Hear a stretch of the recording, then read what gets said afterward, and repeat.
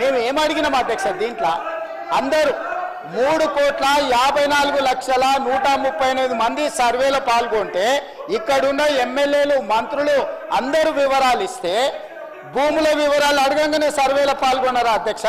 సర్వేలో పాల్గొన్న వాళ్ళు వెనకాల నుంచి శంకర్ని పాడు చేస్తున్నారు అధ్యక్ష, అబద్ధాలు చెప్పి. శంకర్ మంత్రుడు అధ్యక్ష, నాకు తెలుసు పర్సనల్గా, కానీ ఆయనను కూడా ఖరాబ్ చేసి ఇంత ఇంత ఇంత ముఖ్యమైన ఇంత ఇంపార్టెంట్ మనం చర్చ చేస్తుంటే ఈ తప్పుడు నివేదికలు తీసుకొచ్చి ఈ లెక్కలు మాట్లాడుతున్నారు అధ్యక్ష. అధ్యక్ష, నేను ఒకటే మాట చెప్పదలుచుకున్నా. 1931 కాదు, అంతకంటే ముందు 1941, 51, 61, 71, 81, 91, 2001, 2011 ప్రతి 10 సంవత్సరాలకు జనాభా లెక్కలు చేసింది అధ్యక్ష. 2014లో నరేంద్ర మోడీ గారు ప్రధానమంత్రి అయిన తర్వాత 2021 జనాభాను ఈ రోజు వరకు లెక్కిస్తలేరు అధ్యక్ష. ఎందుకంటే వాళ్ళకి జనాభా లెక్కించడం, బలహీన వర్గాలకు వాళ్ళ హక్కులు ఇవ్వడం భారతీయ జనతా పార్టీకి ఇష్టం లేదు అధ్యక్ష. ఎందుకంటే భారతీయ జనతా పార్టీ నిజంగానే ఈ దేశ ప్రధానమంత్రి నరేంద్ర మోడీ గారు బలహీన వర్గాలకు ఏదైనా సాయం చేయాలి అనుకుంటే 2021 జనాభా లెక్కలు ఈ రోజు వరకు 2025 సంవత్సరం జనవరిలో ఉన్నాం అధ్యక్ష. 21లో లెక్కించాల్సిన జనాభా స్వతంత్రం రాకంటే ముందు, స్వతంత్రం వచ్చినాక 70 సంవత్సరాలు కంటిన్యూస్గా జరిగిన జనాభా లెక్కలు నరేంద్ర మోడీ గారు ప్రధానమంత్రి అయిన తర్వాత ఎందుకు జనాభాను లెక్కించలేదు? ఎందుకు మా మిత్రులు భారతీయ జనతా పార్టీ వాళ్ళు ఈరోజు నరేంద్ర మోడీ గారు జనాభాను లెక్కించలేదు? దీనికి బాధ్యత ఎవరు? నరేంద్ర మోడీ గారిని జనాభాను లెక్కించమని ఎందుకు అడుగుతలేరు? ఆ జనాభాను లెక్కించమని, లెక్కించే జనాభాలో కులగణన కూడా జరగాలి అని ఈరోజు రాహుల్ గాంధీ నేను ప్రధాన ప్రతిపక్ష నాయకుడిగా ప్రధానమంత్రిని డిమాండ్ చేశారు. దానికి సమాధానం లేదు అధ్యక్ష. ఒకటి, వీళ్ళు సమగ్ర కుటుంబ సర్వే అని చెప్పి 10 సంవత్సరాలు చేసుకొని ఒకటే కుటుంబం ఈ డాక్యుమెంట్ దాచిపెట్టుకున్నది అధ్యక్ష త్రిజోరీలా. ఎన్నికలు వచ్చినప్పుడల్లా ఈ కులగణన ఇవన్నీ లెక్కలు పెట్టుకొని దీని ప్రకారం నేను అడుగుతున్న 10 ఏళ్ళు ఇట్లనే అబద్ధాల సంఘం అట్లనే ఇది అఫీషియల్ డాక్యుమెంట్ కాదు. నేను అందుకే చెప్పినా, అందుకే చెప్తున్నా ఈ రోజు వరకు అధ్యక్ష ఇంతవరకు ఈ డాక్యుమెంట్ బయట గ్రూపులలో సర్క్యులేట్ చేస్తారు. ఈ డాక్యుమెంట్ ఇంతవరకు వాళ్ళు సర్వే చేసినాం, మేము ఒకటే రోజులు చేసినాం, మేము చాలా పొడిచేసినాం, చింపేసినాం, లేనోడు లేనట్టే ఉన్నోడు ఉండాల్సిందే అని ఆ రోజు ఎంతో హడావిడి చేశారు. తెలంగాణ మొత్తం బంద్ అన్నారు అధ్యక్ష. 7 గంటల నుంచి 7 గంటలు 12 గంటలు చేసినామన్నారు. ఈ డాక్యుమెంటును మంత్రివర్గ సమావేశంలో పెట్టి మంత్రివర్గం ఎందుకు ఆమోదించలేదు? ఈ డాక్యుమెంట్ను 10 సంవత్సరాలు ప్రభుత్వంలో ఉన్న వాళ్ళు శాసనసభలో ఎందుకు ప్రవేశపెట్టలేదు? ఈ డాక్యుమెంట్కు లీగల్గా ఇదే ఒకవేళ అయితే ఎందుకు ఈ ప్రభుత్వం ఈ నివేదికను బయట పెట్టలేదు అధ్యక్ష? ఒక కుటుంబం ఎందుకు దాచిపెట్టుకున్నది డాక్యుమెంట్ను?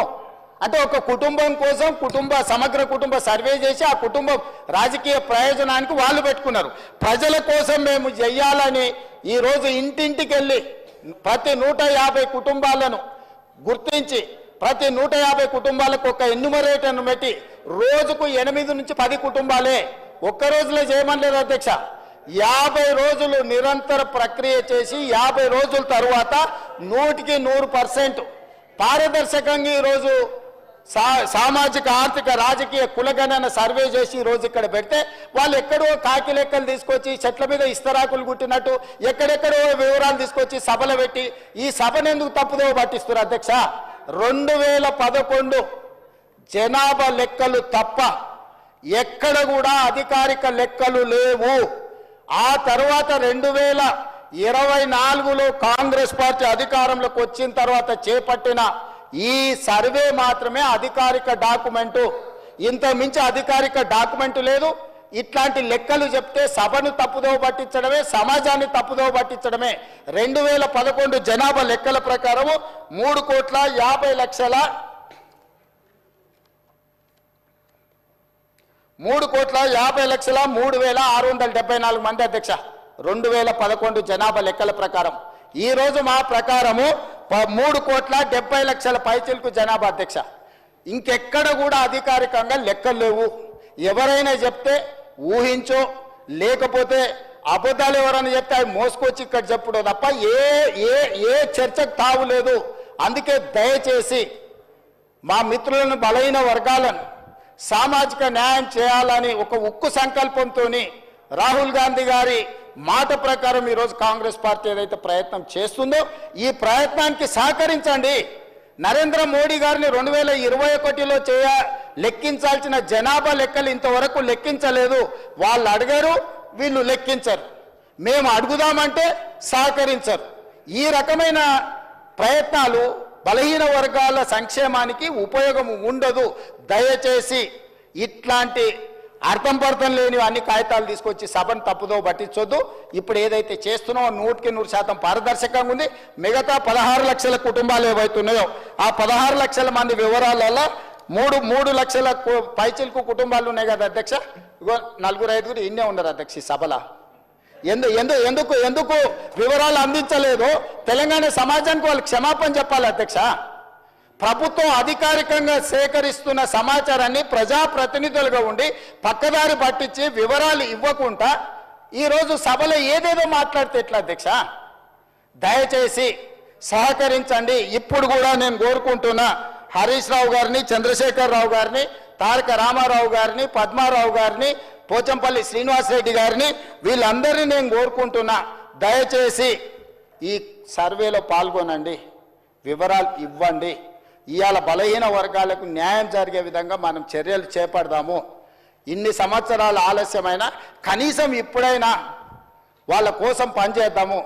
ఇక 42% రిజర్వేషన్ గురించి మా మిత్రుడు శ్రీనివాస్ యాదవ్ గారు అన్నారు. నేను ఒక మాట సూటిగా వారికి సమాధానం నేను చెప్పదలుచుకున్నా. చట్టపరంగా 42% రిజర్వేషన్ ఇవ్వాలి అని అంటే రాజ్యాంగ సవరణ జరగాలి.